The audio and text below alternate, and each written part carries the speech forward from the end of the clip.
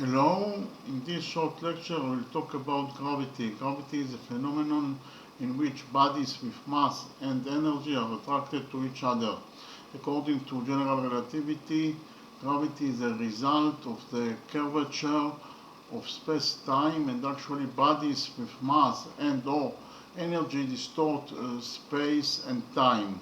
According to Newton, gravity is an attractive force between masses, and actually the force of gravity is proportional to the product of the masses of the bodies divided by the square of the distance between them.